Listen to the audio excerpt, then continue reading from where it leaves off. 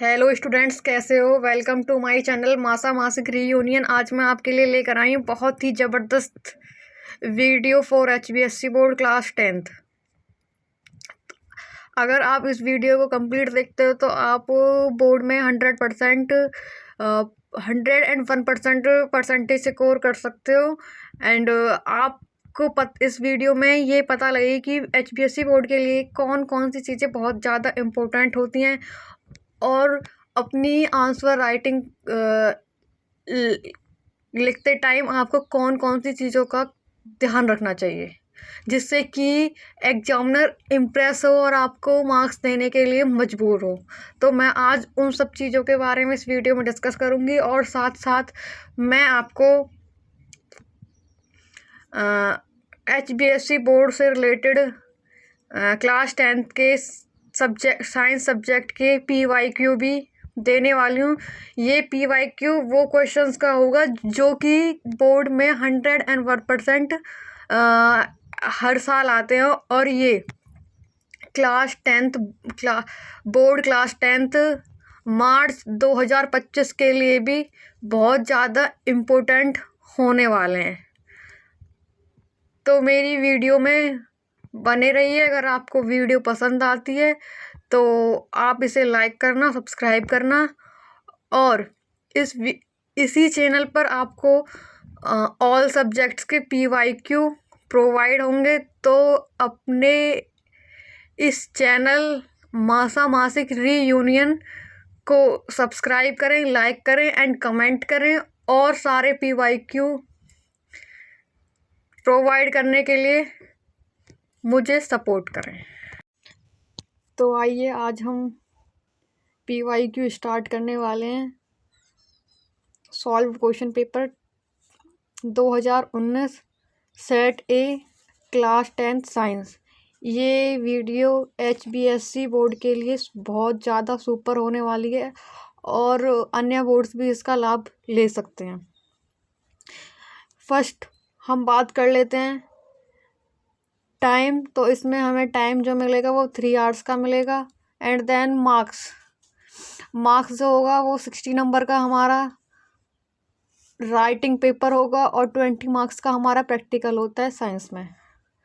तो हमारा जो बोर्ड में पेपर आएगा वो 60 मार्क्स का आएगा। फिर हम देख लेते हैं हमें जो दिशा निर्देश या सामान्य निर्देश दिए जाते हैं। तो उसमें फर्स्ट में क्या बता रहा है, सभी पर्सन अनिवार्य हैं। सेकंड, वस्तुनिष्ठ पर्सनों के सही विकल्प लिखें। ठीक है, तो इस चीज़ का खास ख्याल रखना है। नेक्स्ट, दीर्घ उत्तर वाले प्रश्नों में आंतरिक विकल्प का प्रावधान करें। एंड प्रत्येक प्रश्न के अंक उसके सामने दर्शाए गए हैं। तो मैं इसमें वो सारी चीज़ें बताऊंगी जो इन्होंने निर्देश में दिया गया है। तो इस वीडियो को पूरा देखें, मैं बीच बीच में उन सब चीज़ों के बारे में डिस्कस करूँगी। ठीक है, तो पहले हम खंड A भौतिक विज्ञान के बारे में बात करते हैं, जिसमें कि फर्स्ट भौतिक विज्ञान। तो हमारी साइंस जब क्लास 10th में हम पढ़ते हैं तो उसमें हम भौतिक विज्ञान, जीव विज्ञान और रसायन विज्ञान तीनों एक साथ पढ़ते हैं। तो पहले हम खंड A में हमारा भौतिक विज्ञान आया है, तो हम भौतिक विज्ञान के बारे में बात करेंगे। तो भौतिक विज्ञान के एक एक नंबर के क्वेश्चंस को हम देख लेते हैं। तो इसमें पूछा गया है क्वेश्चन नंबर 1 में 1 नंबर का क्वेश्चन है, देख सकते हो आप।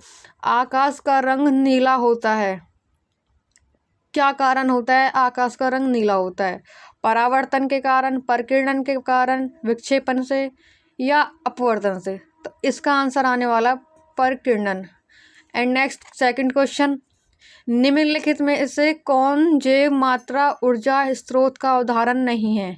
तो इसका आंसर आने वाला है नाभिकीय ऊर्जा। एंड थर्ड क्वेश्चन की बात करें, अभिनेत्र लेंस रेटिना पर कैसे प्रकृति का प्रतिबिंब बनाता है? वास्तविक एवं उल्टा। नेक्स्ट फोर्थ क्वेश्चन, चालक का प्रतिरोध किन कारकों पर निर्भर करता है? तो देख, चालक का प्रतिरोध निम्न कारणों पर निर्भर करता है। नंबर 1, चालक की लंबाई। नंबर 2, चालक की अनुप्रस्थ काट। थर्ड, उसके पदार्थ का प्रकृति। अब आगे हम 2 नंबर के क्वेश्चंस के बारे में बात करेंगे तो आप उसमें देख सकते हो इसकी जो क्वेश्चंस में आंसर की जो शब्द होते हैं वो 30 शब्द लिखने अनिवार्य होते हैं अपने उत्तर में। तो क्वेश्चन नंबर 5, जीवाश्म ईंधन की क्या हानियां हैं, संक्षेप में वर्णन कीजिए। तो हम जीवाश्म ईंधन की जो हानियां हैं उनको हम यहाँ संक्षेप में, मतलब थोड़े से वर्ड, मतलब 30-35 वर्ड्स में यहाँ एक्सप्लेन कर देंगे। एंड नेक्स्ट क्वेश्चन नंबर 6, 2 ओम, 3 ओम, 6 ओम के 3 प्रतिरोधकों को किस प्रकार संयोजित करेंगे कि संयोजन का कुल प्रतिरोध 4 ओम हो। तो दिया गया है R1 कितना दिया है हमको 3 ओम, R2 हमको क्या दिया है 6 ओम एंड R3 हमको दिया गया है 2 ओम। तो इसका आंसर, तो आप इस वीडियो में देख सकते हो कि क्वेश्चन के साथ साथ हमको आंसर कैसे एक्सप्लेन करना होता है बोर्ड में। तो पहले हम ये डायग्राम बनाएंगे R1, R2 and R3 and फिर इसको फॉर्मूला लगा के सॉल्व करेंगे। तो हमारा आंसर जो आ जाएगा वो 4 ओम आ जाएगा, जो इन्होंने कुल प्रतिरोध हमसे पूछा था। एंड नेक्स्ट क्वेश्चन नंबर 7 की बात करते हैं। जल के भौम जल संरक्षण के क्या लाभ हैं। भौम जल संरक्षण समझते हो, धरती के अंदर गड्ढा खोदकर जब हम या फिर जो धरती का जल होता है, भूमि जल होता है, उसको कैसे संरक्षित कर सकते हैं। तो हमें उसके बारे में 3-4 पॉइंट्स यहाँ एक्सप्लेन करने हैं। ये भी 2 मार्क्स का क्वेश्चन है। नेक्स्ट हम बात करते हैं नेक्स्ट क्वेश्चन की, क्वेश्चन नंबर 8। तो उसमें 2 पार्ट दिए गए हैं। नंबर 1 जो दिया गया है ये भी 2 मार्क्स का क्वेश्चन है। प्रकाश वायु से 1.50 अपवर्तनांक की कांच की प्लेट में प्रवेश करता। कांच पे प्रकाश की चाल कितनी है। में प्रकाश की चाल 3 × 10⁸ ms इनवर्स है। तो इसको हम ऐसे एक्सप्लेन करेंगे, ये हमारा आंसर होगा। सेकंड जो इसका बी पार्ट है, कोई वस्तु उत्तल लेंस के मुख्य फोकस f तथा 2f के मध्य स्थित है। उस वस्तु के प्रतिबिंब की स्थिति तथा प्रकृति का रेखा चित्र बनाइए। तो हमें इसका यहाँ रेखा चित्र बनाना है। प्रतिबिंब की स्थिति, बिंब की स्थिति, प्रतिबिंब का आकार, प्रतिबिंब प्रकृति। तो हमने ये डायग्राम बना के दिखाना है इसमें, ठीक है। और हम जो लॉन्ग क्वेश्चन की बात करें तो वो 5 नंबर या 6 नंबर में आ सकते हैं। तो आप अपने प्रश्न पत्र अनुसार उसके नंबरों को देख सकते हैं कि कितने दिए गए हैं। तो इसमें 6 नंबर का क्वेश्चन दिया गया है। सबसे पहले क्वेश्चन नंबर 9, जिसमें नामांकित आरेख खींचकर किसी विद्युत जनित्र मतलब जनरेटर का मूल सिद्धांत, उसका सिद्धांत तथा कार्यविधि स्पष्ट कीजिए। इसमें ब्रूसो का क्या कार्य है वो भी बताइए। तो हम देख लेते हैं विद्युत जनित्र। तो पहले हम उसकी डेफिनेशन लिखेंगे, फिर हम उसका चित्र बनाएंगे, डायग्राम बनाएंगे। आप देख सकते हो नॉर्थ साउथ प्लेट है हमारी ये, ठीक है। फिर हम उसके मूल सिद्धांतों के बारे में डिस्कशन करेंगे एंड देन हम उसकी कार्यविधि लिखेंगे। और अपना उत्तर लिखते टाइम हमें अपनी हेडिंग्स का ज़रूर ख्याल रखना, हमें हेडिंग्स ज़रूर बनानी है, ठीक है, जिससे कि एग्जामिनर पर अच्छा इम्प्रेशन जमे। नेक्स्ट ब्रूसो के कार्य। तो हम ब्रूसो के कार्य जरूर देख लेते हैं, अलग से भी पूछ लेता है। कुंडली ABCD में प्रेरित धारा के ब्रूसो के माध्यम से बाह्य परिपथ में भेजा जाता है, ठीक है। तो धारा को ट्रांसफ़र किया जाता है। नेक्स्ट क्वेश्चन की बात करते हैं हम, जो हमें और अथवा करके दिया गया है, जिसमें कि हम इन दोनों क्वेश्चंस में से कोई भी एक क्वेश्चन अटेम्प्ट कर सकते हैं जो हमें अच्छे से आता है। तो इनमें से कोई एक ही क्वेश्चन हमें अटेम्प्ट करना है ताकि हमें मार्क्स मिल सकें। अगर दोनों कर देते हैं हमें तो हमारे दोनों क्वेश्चंस को काट देता है एग्जामिनर। तो इस चीज़ का खास ख्याल रखना है। तो इसमें पार्ट 1 दिया गया है, जिसमें हमसे पूछा गया फ्लेमिंग का वाम हस्त नियम को समझाइए क्या है, और उसका आरेख भी बनाना होता है साथ साथ। तो हम देख लेते हैं वाम हस्त नियम को। तो फ्लेमिंग का वाम हस्त नियम, वाम से आप समझ रहे होगे बायां, ठीक है, बाएं हाथ के नियम को बताइए। तो आप देख सकते हो जो उसकी ये उंगली होती है वो चुंबकीय क्षेत्र को दर्शाती है, अंगूठा बल को बताता है, और ये जो फिंगर होती है ये हमारी किसको बताती है, मिडल फिंगर, क्या ये विद्युत धारा को शो करती है। तो वाम हस्त के नियम को आप ऐसे ही तर्जनी, माध्यम और अंगूठे के प्रकार। तो आप इसको ऐसे ही एक्सप्लेन करेंगे।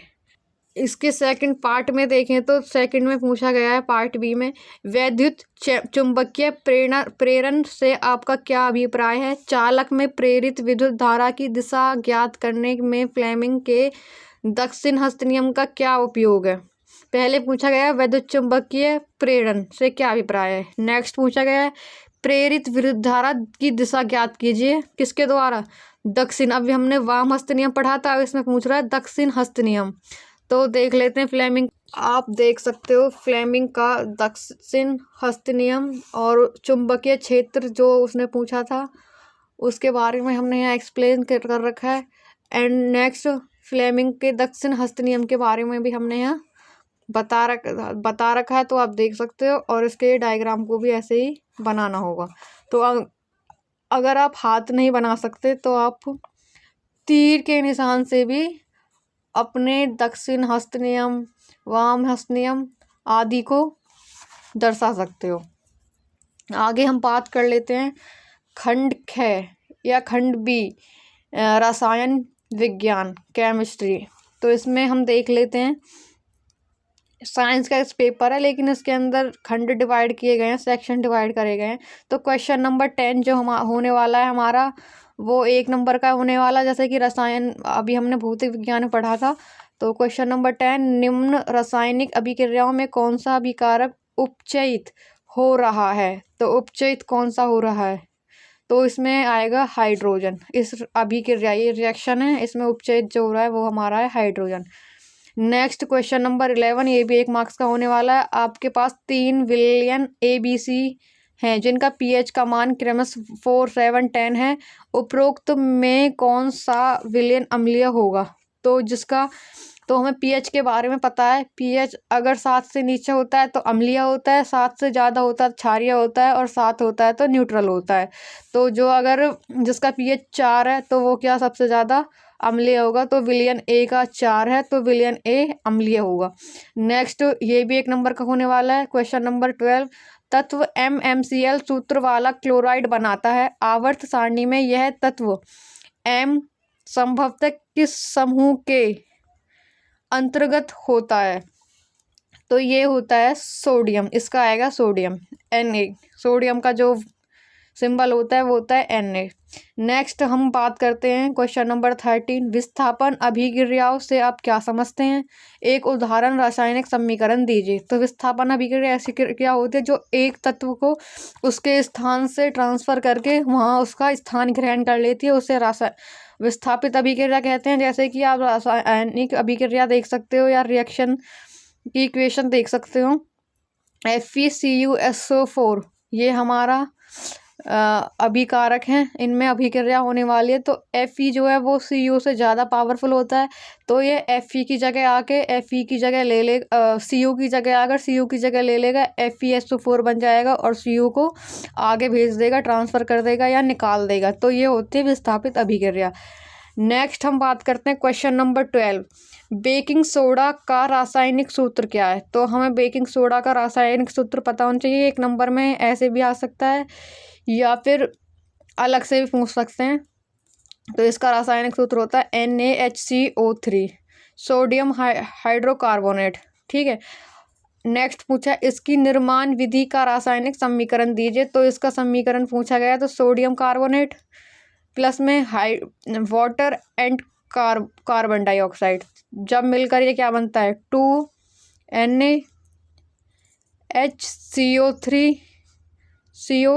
ठीक है, तो ये बन जाएगा बेकिंग सोडा का रिएक्शन। नेक्स्ट हम बात करते हैं क्वेश्चन नंबर 15, ये 2 नंबर का होने वाला है जिसमें हम करेंगे आधुनिक मॉडर्न पीरियडिक टेबल। आधुनिक आवर्त सारणी में समूह के ऊपर से नीचे जाने पर परमाणु साइज किस प्रकार परिवर्तित होता है? कारण लिखिए। तो ऊपर से नीचे मतलब ऊपर से अगर नीचे आएंगे तो परमाणु का एटम का साइज कैसे इंक्रीज होता है उसके बारे में पूछा गया है। तो इसमें दिया गया है, आप देख सकते हो, लिथियम ये 2 है, ये 3rd है, ये 4th है। तो इनकी कोष संख्या है, ठीक है, एटम नंबर है, लेकिन साइज की बात हो रही है तो हम देख लेते हैं आगे साइज। ठीक है, नेक्स्ट क्वेश्चन की बात करते हैं। नेक्स्ट क्वेश्चन में क्वेश्चन नंबर 1 पार्ट 1 जो दे रखा है वो दे रखा है धातुओं को वायु में दहन करने से क्या होता है, एक उदाहरण दीजिए। तो आप इसमें लिखेंगे धातु प्लस ऑक्सीजन क्या बनता है, धातु ऑक्साइड, और इनके ये एग्जाम्पल हो सकते हैं। ठीक है, नेक्स्ट पूछा गया पार्ट बी में धातुओं के विद्युत अपघटनीय परिष्करण पर संक्षिप्त नोट लिखते हैं, मतलब छोटा सा एक नोट लिखिए। तो ये 2 मार्क्स में है, 1 नंबर का ये होने वाला है। आप ये बना सकते हो या आप लिख भी सकते हो, वैसे ये बना दोगे तो ज़्यादा अच्छा रहेगा। ठीक है, नेक्स्ट क्वेश्चन 3 ये 6 मार्क्स वाले क्वेश्चन पर हम आ गए हैं। तो हमें 2 क्वेश्चन दे रखे हैं, तो हमें ये 3-3 मार्क्स में डिवाइड कर रखे हैं। ये फर्स्ट पार्ट 1 मार्क्स का होने वाला है, सेकंड 1 का होने वाला है, थर्ड 1 का होने वाला है। निम्नलिखित यौगिकों के का नामकरण लिखिए। तो हमें इनके नाम बताने जो हमें ये कंपाउंड्स इन्होंने दे रखे हैं। तो आइए देख लेते हैं फर्स्ट का क्या नाम होने वाला है, सेकंड का क्या। फर्स्ट क्या CH3Cl, सेकंड है CH3CH2COOH, नेक्स्ट है CH2CH2CH2OH। तो इनके हम देख लेते हैं। पहले वाला कंपाउंड देखा था, यौगिक देखा था, उसका नाम होगा CH3Cl का क्लोरोमेथेन। नेक्स्ट हमारा होगा प्रोपेनोइक अम्ल, propanoic acid, and then C होगा प्रोपेनॉल। ठीक है, इसके पार्ट बी को देख लेते हैं। इसमें पूछा गया है एथेनोइक अम्ल निम्न में से किस प्रकार अभिक्रिया करता है, रासायनिक समीकरण दीजिए। तो इनके साथ हम रासायनिक समीकरण बनाएंगे। तो कैसे एथेनोइक एसिड अभिक्रिया करता है। एथेनोइक एसिड का जो फॉर्मूला होता है वो होता है CH3COOH। तो हम देख लेते हैं CH3COH को हम डालेंगे पहले जो फर्स्ट कंपाउंड दिया हुआ तो उसके साथ रिएक्शन करके देखते हैं। एंड देन सेकंड के साथ हम करेंगे, पहला था हमारा सोडियम कार्बोनेट, सेकंड हमारा था सोडियम हाइड्रोक्साइड जिसकी हम एथेनोइक एसिड CH3COOH के साथ रिएक्शन करवाएंगे तो हमें जो भी गेन होगा। नेक्स्ट सी है हमारा CH3CH2OH, तो इसको भी हम रिएक्ट कराएंगे और जो भी हमारा न्यू प्रोडक्ट फॉर्म होगा उसको हम लिखेंगे। इन्होंने और में क्वेश्चन दे रखा है, हम इसमें इन क्वेश्चंस में से और जो हमें अथवा में क्वेश्चन दे रखा है इनमें से कोई भी एक क्वेश्चन अटेम्प्ट कर सकते हैं। तो नेक्स्ट क्वेश्चन हम देख लेते हैं। कार्बन यौगिकों के निम्नलिखित गुणों का उदाहरण सहित वर्णन कीजिए। फर्स्ट हमें ऑक्सीकरण अभिक्रिया बतानी है, सेकंड संकलन अभिक्रिया, और थर्ड प्रतिस्थापन अभिक्रिया। ये हमारी ये तीनों अभिक्रिया हमें 2-2 मार्क्स के अकॉर्डिंग एक्सप्लेन करनी है। तो देख लेते हैं ऑक्सीकरण अभिक्रिया क्या होती है। तो ऑक्सीकरण अभिक्रिया ये होती है और इसका ये रिएक्शन होगा। नेक्स्ट संकलन अभिक्रिया, तो संकलन अभिक्रिया ये होती है जिसमें कि संतृप्त हाइड्रोजन जोड़ संतृप्त हाइड्रोकार्बन देते हैं तो उसे हम संकलन अभिक्रिया कहते हैं।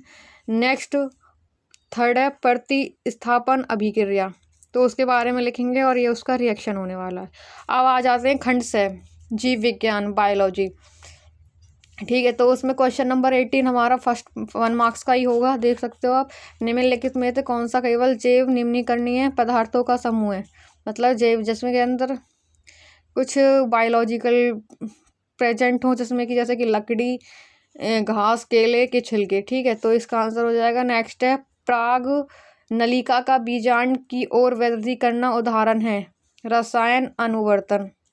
नेक्स्ट है क्वेश्चन नंबर 20, ये भी 1 मार्क्स का है। ओजोन परत कौन सी विकिरणों से पृथ्वी की सतह को सुरक्षा प्रदान करती है, पराबैंगनी अल्ट्रावायलेट रेज। ठीक है, पराबैंगनी विकिरण। नेक्स्ट क्वेश्चन नंबर 21 है। अमीबा में नए जीव बनने की प्रतिक्रिया का क्या नाम है, तो उसका आंसर होने वाला द्विखंडन।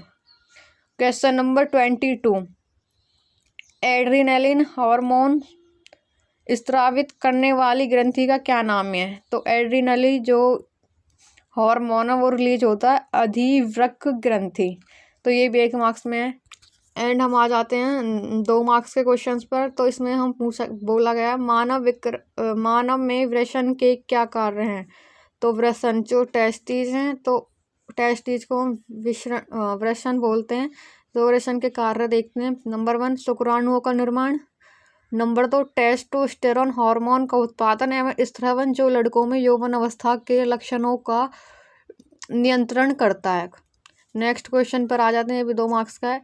एकलिंगी एंड द्विलिंगी, जिसमें कि सिंगल पर्सन या डबल, जैसे कि मेल फीमेल एंड एक ये हो जाएगा, या तो मेल होगा या फीमेल होगा। इसमें आएगा मेल फीमेल दोनों होते हैं, उसे हम कहते हैं द्विलिंगी। पुष्प के क्या होते हैं, उदाहरण दीजिए। तो हम पहले द्विलिंगी पुष्प के बारे में बताएंगे, फिर एकलिंगी पुष्प के बारे में, और उनके उदाहरण देंगे साथ साथ, इन्होंने दे रखे हैं, ठीक है। नेक्स्ट हम बात करते हैं क्वेश्चन नंबर 25। मानव मस्तिष्क में मेंडुला तथा अनुमस्तिष्क द्वारा किए जाने वाले कार्य लिखिए। तो अनुमस्तिष्क और मेंडुला के कार्य, तो पहले हम अनुमस्तिष्क के कार्य लिख लेते हैं। शरीर की स्थिति का संतुलन बनाना, ऐच्छिक क्रियाओं की परिशुद्धि करना। मेंडुला के कार्य सभी अनैच्छिक क्रियाएं, जैसे रक्तदाब और लार आना, मतलब कि जो कि हम नहीं करते, अपने आप होती हैं, उनको हम मेंडुला के अकॉर्डिंग होती हैं वो। नेक्स्ट क्वेश्चन है 26। गोल आकार के बीज का झुर्रीदार बीजों के साथ, ये आ गया हमारा अनुवांशिकी से क्वेश्चन है।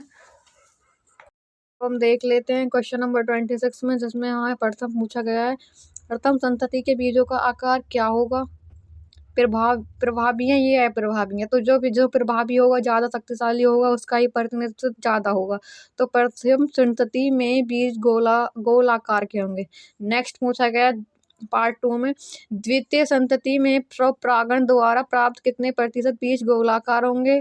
चित्र सहित व्याख्या कीजिए। 4 नंबर का क्वेश्चन है, तो हम इसमें देख लेते हैं। नेक्स्ट हमें इनका एक दूसरे के साथ वो करवाना है। आप देख सकते हो RR, तो जिसमें capital R and small R है, वो हमारे हो जाएंगे गोलाकार के, और जिसमें small R double small R है, वो हो जाएंगे झुर्रीदार। तो हमारे जो इसका अनुपात आएगा 3:1, 3:1, ठीक है। नेक्स्ट हम क्वेश्चन नंबर 27 की बात करते हैं। तो ये क्वेश्चन होने वाला है हमारा 6 मार्क्स का, और ये 2 क्वेश्चन दे रखे हैं, और करके इसमें से हमें कोई भी एक क्वेश्चन को सॉल्व करना है। तो क्वेश्चन नंबर 27 हम देख लेते हैं। मानव उत्सर्जन तंत्र का नामांकित चित्र बनाकर मूत्र बनने की प्रक्रिया का वर्णन कीजिए। मैंने इसे अपनी वीडियो में एक स्लाइड बनाकर बहुत ही सिंपली फॉर्म में भी शॉर्ट्स में डाल रखा है, आप वो भी देख सकते हो।